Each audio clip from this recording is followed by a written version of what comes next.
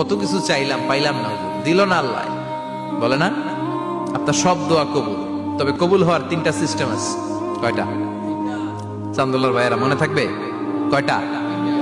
আপনি যত দোয়া করছেন সব কবুল, কারণ আল্লাহর কাছে কিছু চাইলে আল্লাহ ফিরাইয়া দিতে জানে না। আল্লাহ জানেই না কেমনে ফিরাইয়া দিতে হয়। সুবহানাল্লাহ কোন? চাওয়া মাত্রই আল্লাহ বলে অ্যাকসেপ্টেড, যা কবুল, দিব দিব না এটা বলতে জানে না, চাওয়া মাত্রই বলে দিব। 3 সিস্টেম। নাম্বার 1, আপনি আল্লাহর কাছে দোয়া করলেন, চাইলেন, আল্লাহ বলে দিব, বলেই তিনি দিয়ে দেন আর আপনি খুশি হয়ে যান, পেয়ে গেলেন।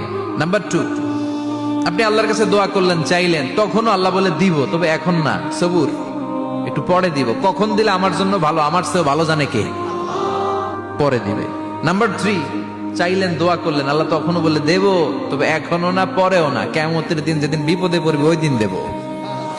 যেদিন তোর বাবা তোরে চিনবে না, তোর মা তোরে চিনবে না, বন্ধু বন্ধুরে চিনবে না, পীর সাহেব মুরিদরে চিনবে না, মুরিদ পীর সাহেবরে চিনবে না, ইমাম সাহেব মুসল্লিরে চিনবে না, মুসল্লি ইমাম সাহেবরে চিনবে না, কেউ কাউরে চিনবে না। ওই কঠিন দিনে তোরে আমি বাঁচাইয়া দেব।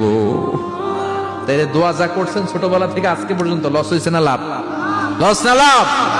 এজন্য বেশি বেশি দোয়া করার দরকার আছে না নাই?